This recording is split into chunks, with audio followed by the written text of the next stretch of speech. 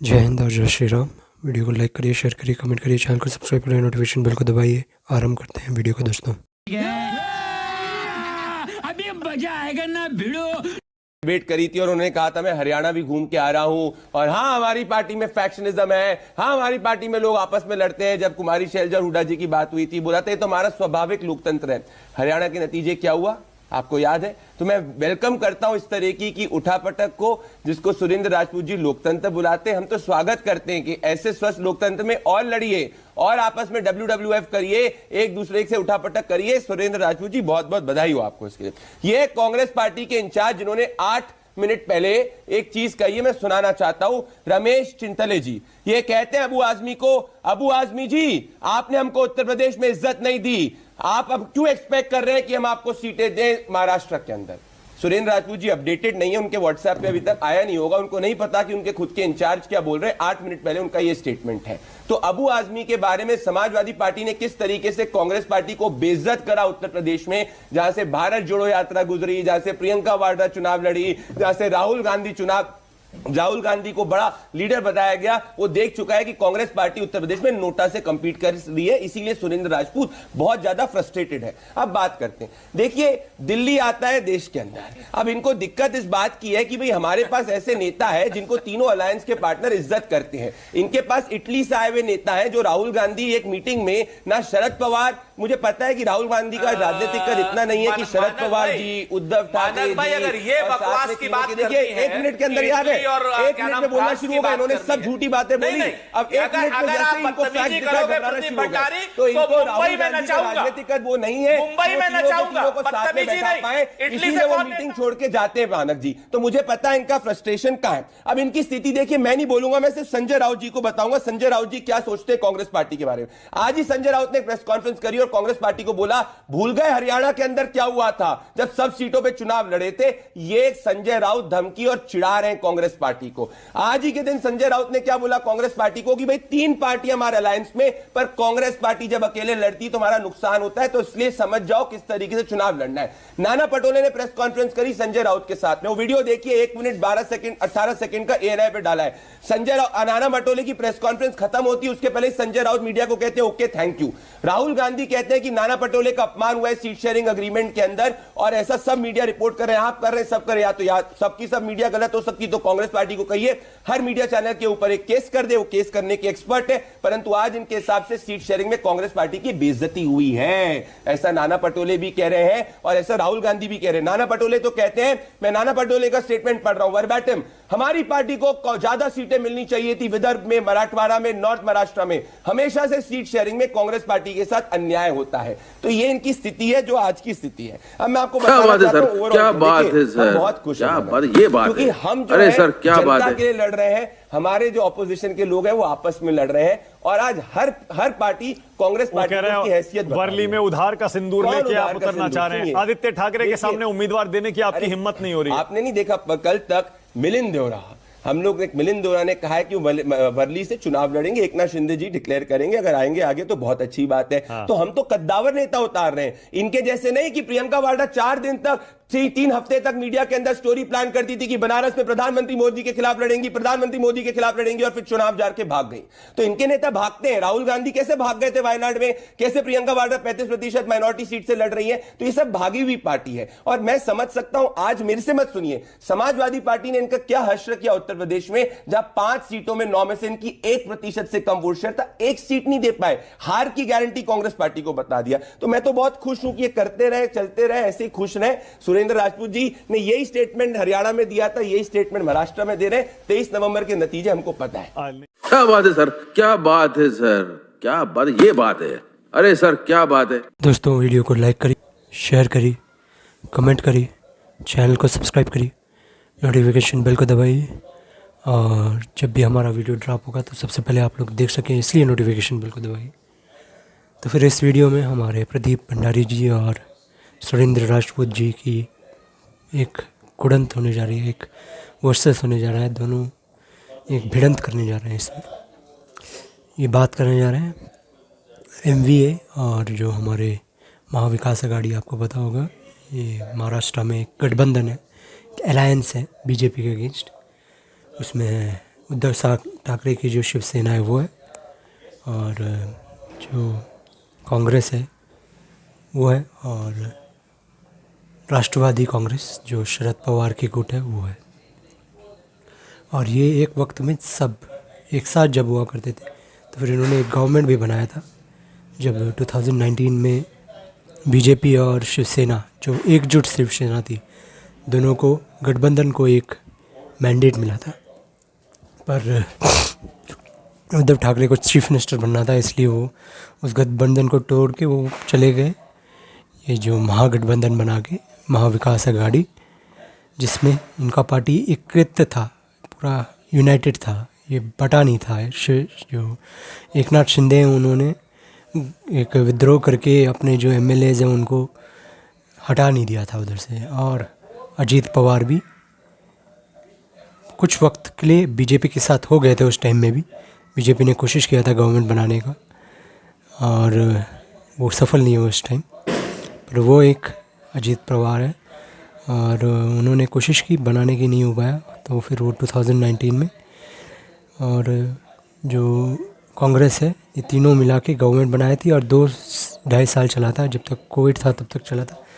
Covid होने के बाद ये गवर्नमेंट को नीचे गिरा दिया एकनाथ शिंदे ने, अपने 40 से 46-47 एमएलएज को हटा के बाहर निकाल के, ताकि ये जो एक पार्टी को तोड़ने का एक तरीका होता है ना, वो करा था इन्होंने, कू किया था पूरा।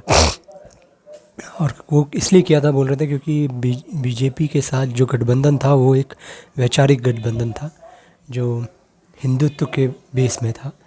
तो फिर इधर जो राष्ट्रवादी कांग्रेस है और कांग्रेस है, वो जो उनकी जो कॉन्स्टिट्यूंसीज हुआ करती थी शिवसेना की, जहाँ हिंदुत्व का डंका चलता था, जहाँ मराठी वोटर्स उनके वोटर्स हुआ करते थे, तो फिर वो वोटर्स को ये कम करवा रहे थे, उनका मनोबल कम करवा रहे थे। तो फिर उनको लगा कि हम हिंदुत्व की पार्टी है, तो फिर हम हिंदुत्व में चलेंगे, हम ये सेकुलरवादी ताकतों के साथ क्यों मिले। जिस सेकुलरवादी ताकतों को खुद बाला साहब ठाकरे ने बोला था कि अगर मैं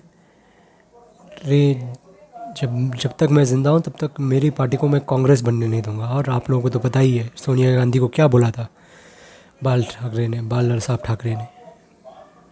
तो फिर ये एक वैचारिक युद्ध था, और उन्होंने सोचा कि मैं नहीं कर सकता इनके साथ, तो फिर वो अलग हो गए। और उसके बाद सबसे पहला इलेक्शन जब लड़े हो 2024 का, जो हमारा लोकसभा इलेक्शन हुआ था, जिसमें सब लोगों को लग भी रहा था कि BJP is not going to fare well, BJP का जो चांसेस है वो कम है। जितना पहले मिला था 38 ऐसे 39 ऐसे कुछ सीट्स मिले थे 19 में, उतना नहीं मिलेगा हमें।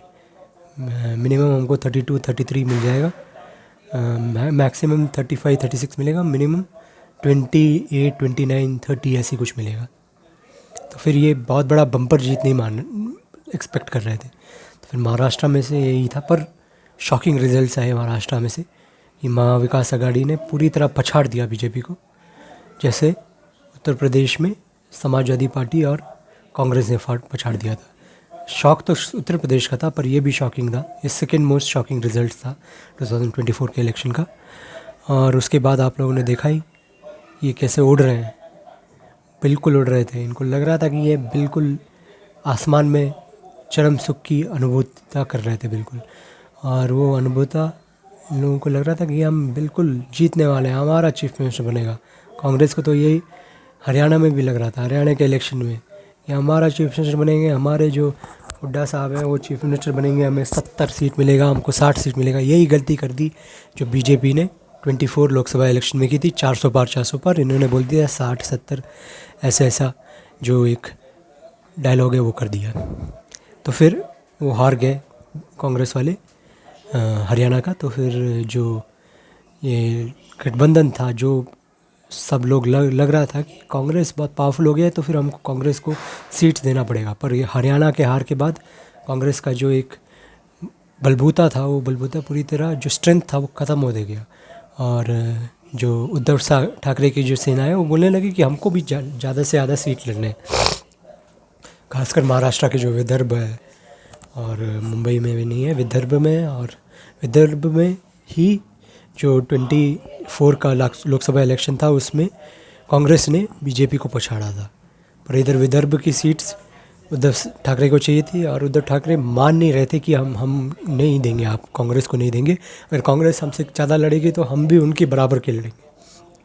शरद पवार के साथ इतने ज़्यादा तू तड़ाक वड़ाक कुछ नहीं थी। तो फिर उनका जो गठबंधन था वो बिल्कुल एक डामाडोल सिचुएशन में था। तो फिर उन लोगों ने एक कॉम्प्रोमाइज़ में आ गया कि सब लोगों को एक बराबर सीट जीतेंगे, लड़ेंगे 85 और बाकी जो 18 सीट्स हैं वो दूसरे छोटे पार्टीज़ को देंगे। तो फिर यही है, कांग्रेस जब हरियाणा में थोड़ा सी चूक गई तो फिर कांग्रेस इतना ज़्यादा अपने आप को नीचे गिरा के रख दिया कि एक वक्त में तो कांग्रेस, आप लोगों को पता था, अकेले एक बूते में अपने आप गवर्नमेंट बनाती थी। महाराष्ट्र में सबसे पावरफुल पार्टी हुआ करती थी। शरद पवार भी कांग्रेस में हुआ करते थे और भी बहुत सारे ग्रेट लीडर्स हुआ करते थे कांग्रेस में जो महाराष्ट्र के थे। इसीलिए शिवसेना जब उभर आई थी तब शिवसेना को भी बीजेपी की ज़रूरत पड़ी। शिवसेना कभी अकेले गवर्नमेंट नहीं बना पाई, अकेले एक बूते में अपने आप में गवर्नमेंट नहीं बना पाई। तो फिर यही है। तो फिर इस इलेक्शन में जो एक डन डील लग रहा था हरियाणा के टाइम में, लोगों को लग रहा था कि बीजेपी जीतेगी, समझ लीजिए 100 सीट जीत ले, 80 सीट जीत ले, 90 सीट जीत ले, तो फिर बहुत मिराकुलस एक अद्भुत वो होगा, प्रकरण होगा, पर जीत नहीं सकता। और हरियाणा के रिज़ल्ट के बाद आपने देखा ना कैसे बीजेपी के जो कार्यकर्ता है वो बिल्कुल उत्साहित हो गए हैं। अभी उनकी जो ग्राफ है वो ऊपर चली गई है अभी, और उनको लग रहा है हम जीत सकते हैं। और ये जो गठबंधन है इसकी जो इंट्रिकेंसीज है, जो महाविकास अघाड़ी है, ये इतना पावरफुल नहीं है अभी, मेरे को तो लगता है। इतना हुआ करती थी ये, इनके जो 85 किया ना, तो फिर बहुत सारे कांग्रेस के जो रेबल्स हैं वो तो लड़ेंगे और कांग्रेस के वोट्स को ये बंटवाएंगे, तो फिर यही होगा। और जो उद्धव ठाकरे की जो पार्टी है उसके भी रेबल्स लड़ेंगे। और बीजेपी आप लोगों को पता है 156 to 150 सीट्स लड़ने जा रही है। और बहुत सारे जो एनसीपी और शिवसेना की जो लड़ने वाली एक लोग हैं उसमें बीजेपी वाले लोग भी जा रहे हैं, जैसे नारायण राणे के बेटे नीलेश राणे, ब्रदर ऑफ नीतीश राणे, वो भी बीजेपी के टिकट से नहीं लड़ रहे हैं, वो शिंदे सेना की टिकट से लड़ रहे हैं। शिंदे की जो शिवसेना है उसकी टिकट से लड़ रहे हैं। और मिलिंद देवरा भी लड़ रहे हैं, और भी बहुत सारे लोग लड़ रहे हैं बीजेपी के लोग जो दूसरी पार्टी में दूसरी की सिंबल में जाके लड़ रहे हैं। तो फिर बीजेपी इस इलेक्शन में ये समझ लीजिए 150 सीट में नहीं लड़ रहा है, 160-70 सीट में लड़ रहा है। तो फिर ये एक बहुत पावरफुल अलायंस है। मैं समझता हूँ बीजेपी जीत सकता है। अगर बीजेपी एटलीस्ट 125-130 भी जीत लिया ना गठबंधन है, तो फिर गवर्नमेंट ये गठबंधन ही बनाएगी, क्योंकि सेंट्रल में जिसका भी गवर्नमेंट होगा वही विनर होगा। तो फिर ये एक बहुत एक्साइटिंग इलेक्शन है। और क्या होता है देखते हैं दोस्तों, क्योंकि इलेक्शंस जैसे यूएसए में इलेक्शंस का रिज़ल्ट्स ये नवंबर को आने जा रहा है, 6 नवंबर को। तो फिर नवंबर में यूएस का इलेक्शन भी है, महाराष्ट्र का इलेक्शन भी है और झारखंड का इलेक्शन भी है। तो फिर बहुत एक्साइटिंग होने जा रहा है। और कांग्रेस हर टाइम अपना जो एक जहाँ उनका कॉन्फिडेंस होता है उन लोगों को, उनकी पार्टी के लोगों को, तब भी उन लोगों को बैक ट्रैक करना पड़ता है अपनी एक अजीबोगरीब ज़िद से कि हमको बीजेपी को हराना है, हमको कैसे भी बीजेपी को हराना है। हमको कोई एम्बिशियस टारगेट्स नहीं रखने हैं खुद के लिए। दूसरे स्टेट्स में जाके हम लड़ नहीं सकते अच्छी तरह, अपने पार्टी को मजबूत नहीं कर सकते जैसे बीजेपी करती है। तो फिर ये सभी है, देखते हैं आगे क्या क्या होता है। वीडियो को लाइक करिए दोस्तों, शेयर करिए, कमेंट करिए, चैनल को सब्सक्राइब करिए, नोटिफिकेशन बेल को दबाइए ताकि जब भी हमारा वीडियो ड्रॉप हो तब सबसे पहले आप लोग देख सकें।